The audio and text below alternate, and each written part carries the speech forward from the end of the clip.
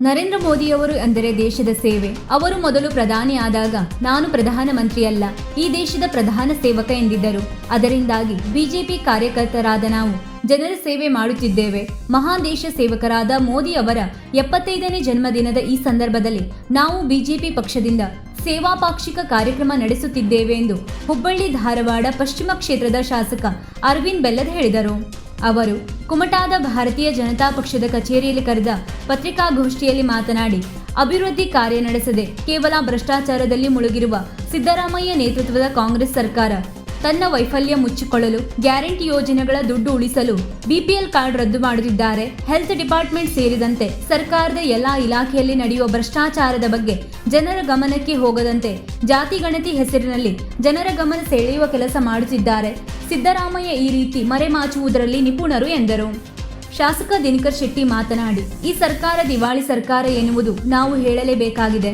ಗೃಹಲಕ್ಷ್ಮಿ ಕೊಟ್ಟೆ, ಶಕ್ತಿ ಯೋಜನೆ ಕೊಟ್ಟೆ ಅಂತ ಹೇಳಿ ಅವನ್ನಾದರೂ ಸರಿಯಾಗಿ ಕೊಟ್ಟರೆ ಜನರಿಗೆ ಅನುಕೂಲ ಆಗುತ್ತಿತ್ತು. ಒಂದನ್ನು ಕೊಟ್ಟು ಇನ್ನೊಂದನ್ನು ಕಸಿದುಕೊಳ್ಳುವ ಕೆಲಸ ಮಾಡುತ್ತಿದ್ದಾರೆ. ಬಡವರ ಬಿಪಿಎಲ್ ಕಾರ್ಡ್ ರದ್ದುಗೊಳಿಸಲು ಹೊರಟಿದ್ದಾರೆ ಎಂದರು. ಈ ಸರ್ಕಾರದ್ದು ಕೇವಲ ಭಾಷಣ ಬಿಟ್ಟರೆ ಅಭಿವೃದ್ಧಿ ಶೂನ್ಯ. ಈ ಸರ್ಕಾರದ ಇನ್ನೊಂದು ಗಿಮಿಕ್ ಎಂದರೆ ಆಡಳಿತ ಸರ್ಕಾರದ ಶಾಸಕರಿಗೆ 50 ಕೋಟಿ, ವಿರೋಧ ಪಕ್ಷದ ಶಾಸಕರಿಗೆ 25 ಕೋಟಿ ಅಂತ ಹೇಳಿದ್ದು ಯಾವುದೇ ಹಣ ಬಿಡುಗಡೆ ಆಗಿಲ್ಲ. ನಮ್ಮ ಸರ್ಕಾರದ ಅವಧಿಯಲ್ಲಿ ನನ್ನ ಕ್ಷೇತ್ರಕ್ಕೆ 1800 ಕೋಟಿ ರೂಪಾಯಿ ಕೊಟ್ಟಿದೆ. ಸಾಕಷ್ಟು ಶಾಲೆ, ಕಾಲೇಜ್, ಹಾಸ್ಟೆಲ್, ಬ್ರಿಡ್ಜ್ ನಿರ್ಮಾಣ ಮಾಡಿದ್ದೇನೆ. ಇವರ ಅವಧಿಯಲ್ಲಿ ಏನು ಸಾಧಿಸಿಲ್ಲ. ಯುವಕರಿಗಾಗಿ ಇವರು ಏನು ಮಾಡಿದ್ದಾರೆ ಎಂದರು. ಪತ್ರಿಕಾಗೋಷ್ಠಿಯಲ್ಲಿ ಬಿಜೆಪಿ ಜಿಲ್ಲಾಧ್ಯಕ್ಷ ಎನ್ಎಸ್ ಹೆಗಡೆ, ನಿಕಟಪೂರ್ವ ಜಿಲ್ಲಾಧ್ಯಕ್ಷ ವೆಂಕಟೇಶ್ ನಾಯಕ್, ಜಿಲ್ಲಾ ಪ್ರಧಾನ ಕಾರ್ಯದರ್ಶಿ Prashanth Naik, doctor G G Hegde, BJP ಮಂಡಲಾಧ್ಯಕ್ಷ ಜಿಐ ಹೆಗಡೆ, ಬಿಜೆಪಿ ರಾಜ್ಯ ಶಿಕ್ಷಣ ಪ್ರಕೋಷ್ಠದ ಸಹ ಸಂಚಾಲಕ ಎಂಜಿ ಭಟ್ ಸೇರಿದಂತೆ ಪಕ್ಷದ ಮುಖಂಡರು ಮತ್ತು ಕಾರ್ಯಕರ್ತರು ಉಪಸ್ಥಿತರಿದ್ದರು. ಮೊದಲೇ ಬಾರಿ ಶಾಸಕರಾದ ನಾನು ಅವರು ದಿನಕರ್ ಶೆಟ್ಟಿ ಅವರು ತಮ್ಮ ಉತ್ತಮ ಕೆಲಸದ ಮೂಲಕ ಇಡೀ ಜಿಲ್ಲೆಯಲ್ಲಿ ಭಾರತೀಯ ಜನತಾ ಪಕ್ಷದ ಪರವಾಗಿ ಅಲೆಯಿಂದ ಕೂಡ ಅವರು ಆಚೆ ಬರ್ತಾರೆ. ನಮ್ಮ ಉತ್ತಮ ಕೆಲಸ ಅವ್ರ ನೇತೃತ್ವದಲ್ಲಿ ಹಿಂದೆ ಭಾರತೀಯ ಜನತಾ ಪಕ್ಷ ಅಧಿಕಾರಕ್ಕಿದ್ದರೆ ಒಬ್ಬ ಉತ್ತಮ ಶಾಸಕ ಅಧಿಕಾರಿ ಇದ್ದರೆ ಯಾವ ರೀತಿ ಅಭಿವೃದ್ಧಿಗಳು ಆಗ್ಬೋದು ಅನ್ನುವಂಥದ್ದು ಜಿಲ್ಲೆಗೆ ತೋರಿಸ್ಕೊಟ್ಟಿದ್ದಾರೆ ದಿನಕರ್ ಶೆಟ್ಟಿ ಅವರು. ಶಿಕ್ಷಣ ಕ್ಷೇತ್ರದಲ್ಲಿರ್ಬೋದು, ರಸ್ತೆಗಳ ಅಭಿವೃದ್ಧಿ, ಹಳ್ಳಿಗಳ ಅಭಿವೃದ್ಧಿ, ಸೇತುವೆಗಳ ಅಭಿವೃದ್ಧಿ ಎಲ್ಲ ರೀತಿಯಿಂದ ಅವರು ಕೆಲಸ ಮಾಡಿದರು. ಇಲ್ಲಿ ಜಿಲ್ಲಾಸ್ಪತ್ರೆ ತರಲಿಕ್ಕೆ ಕೂಡ ಸರ್ಕಾರದಿಂದ ಏನು ಜಾಗ ಕೊಡಿಸಬೇಕಾಗಿತ್ತು ಆ ಜಾಗವನ್ನು ಕೊಡಿಸುವಂಥ ಕೆಲಸ ಮಾಡಿ ಇನ್ನೇನು ಜಿಲ್ಲಾಸ್ಪತ್ರೆ ಇಲ್ಲಿ ಒಂದು ಉತ್ತಮವಾದ ಆಸ್ಪತ್ರೆಯನ್ನು, ದೊಡ್ಡ ಪ್ರಮಾಣದ ಆಸ್ಪತ್ರೆಯನ್ನು ಕುಮಟಾಕ ಅವರು ಕೊಡಿಸೋರಿದ್ರು, ಮಲ್ಟಿ ಸ್ಪೆಷಾಲಿಟಿ ಹಾಸ್ಪಿಟಲ್. ಆದರೆ ಅನ್ಫಾರ್ಚುನೇಟ್ಲಿ ಆ ಟೈಮ್ದಲ್ಲಿ ಎಲೆಕ್ಷನ್ ಅನೌನ್ಸ್ ಆಗಿದ್ದಕ್ಕೆ ಆ ವಿಷಯ ಪೆಂಡಿಂಗ್ ಉಳಿದು ಈಗ ಆ ವಿಷಯ ಅಷ್ಟೇ ನೆನಗುದಿಗೆ ಬಿಟ್ಟಿದ್ದ ಹೊರತು ನಮ್ಮ ರಾಜ್ಯ ಸರ್ಕಾರ ಏನು ಕೆಲಸ ಮಾಡ್ತಾ ಇಲ್ಲ.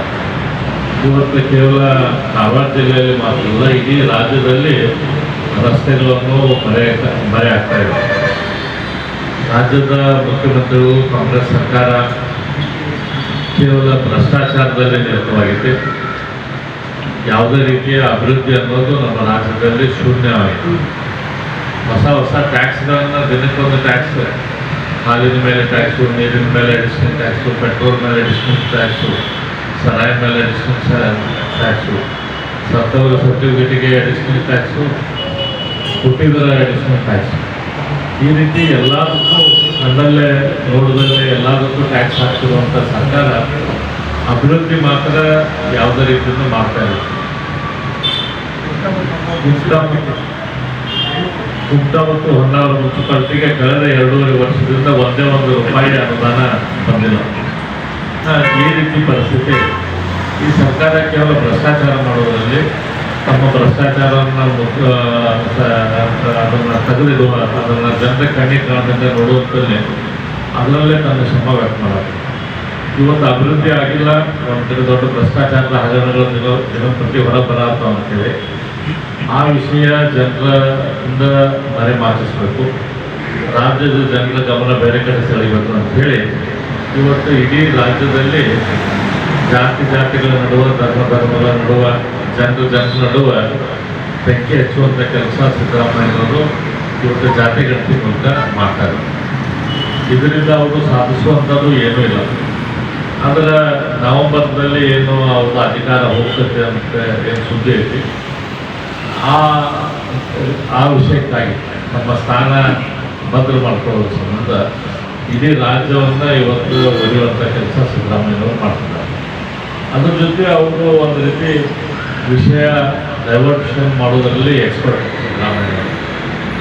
ಇವತ್ತು ರಾಜ್ಯದ ಜನತೆ ರಸ್ತೆಯಿಂದ ತೆಗೆ ಬಿದ್ದು ನಾವು ಶಿಕ್ಷಣ ಕ್ಷೇತ್ರದಲ್ಲಿ ಏನು ಅಭಿವೃದ್ಧಿ ಆಗ್ತಾ ಇಲ್ಲ, ಹೆಲ್ತ್ ಡಿಪಾರ್ಟ್ಮೆಂಟಿಂದ ಹಗರಣ ಆಗತ್ತೆ, ಲೇಬರ್ ಇಲಾಖೆಯಲ್ಲಿ ಏನು ಹಗರಣ ಆಗ್ತದೆ, ಇದನ್ನು ಯಾರು ಕೇಳಬಾರ್ದು ಅನ್ನೋಂಥ ಉದ್ದೇಶದಿಂದ, ಭ್ರಷ್ಟಾಚಾರದ ಬಗ್ಗೆ ಜನರ ಲಕ್ಷ್ಯ ಹೋಗಬಾರ್ದು ಅನ್ನೋದು ಉದ್ದೇಶದಿಂದ ಇವತ್ತು ಜಾತಿ ಗಣತಿ ಮೂಲಕ ಇಡೀ ರಾಜ್ಯದಲ್ಲಿ ಬೆಂಕಿ ಹಚ್ಚುವಂಥ ಕೆಲಸ ಸಿದ್ದರಾಮಯ್ಯ ಮಾಡ್ತಿದ್ದಾರೆ. ಆದರೆ ಇಡೀ ರಾಜ್ಯದ ಜನತೆ ನೋಡ್ತಾ ಇದ್ದಾರೆ ಅವ್ರು ಏನು ಮಾಡಾಕ್ತಾರೆ ಅಂತೇಳಿ. ಇವತ್ತು ಎಲೆಕ್ಷನ್ ಆದರೂ ಕೂಡ ಅವರೆಲ್ಲ ಪೂರ್ತಿ ಕಾಂಗ್ರೆಸ್ ಮೂಲೆ ಗುಂಪು ಆಗೋದ್ರಲ್ಲಿ ಯಾವುದೇ ಸಮಸ್ಯೆ ಇಲ್ಲ. ದೊಡ್ಡ ಪ್ರಮಾಣದಿಂದ ಭಾರತೀಯ ಜನತಾ ಪಕ್ಷ ಮತ್ತು ವಾಪಸ್ ಹೋಗುತ್ತೆ ಅಧಿಕಾರಕ್ಕೆ ಬರುವಂಥ ಪರಿಸ್ಥಿತಿ. ಕೇವಲ ಅಧಿಕಾರಕ್ಕೆ ಬಂದ 1 ವರ್ಷದಲ್ಲೇ ಆಂಟಿ ಇನ್ಕಮನ್ಸಿ ವೇವು ಈ ಸರ್ಕಾರದ ಬಗ್ಗೆ ಶುರುವಾಗಿದೆ. ಇವತ್ತು ಇವರ ಭ್ರಷ್ಟಾಚಾರಗಳ ಕಾರಣಕ್ಕಾಗಿ ಅತ್ಯಂತ ದೊಡ್ಡ ಪ್ರಮಾಣದಲ್ಲಿ ಆಂಟಿ ಇನ್ಕಮನ್ಸಿ ಆಗಿದೆ. ಮೊನ್ನೆ ತಾನೇ ನೀವು ನೋಡಿದರೆ ಭವಿ ನಿಗಮದ ಅಧ್ಯಕ್ಷ ದೊಡ್ಡ ಪ್ರಮಾಣದ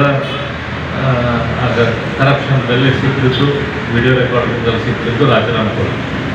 ಇವತ್ತು ಕೂಡ ಪೇಪರ್ದಲ್ಲಿ ನೀವು ನೋಡಿದ್ರಿ ಗುತ್ತಿಗೆದಾರ ಸಂಘದ ಅಧ್ಯಕ್ಷರು ಅಲ್ಲಿ ರಾಹುಲ್ ಗಾಂಧಿ ತನಕ ಕಂಪ್ಲೇಂಟ್ ತರಿಸಿದ್ದಾರೆ, ಎಷ್ಟು ದೊಡ್ಡ ಪ್ರಮಾಣದ ಕರಪ್ಷನ್ ಆಗುತ್ತೆ.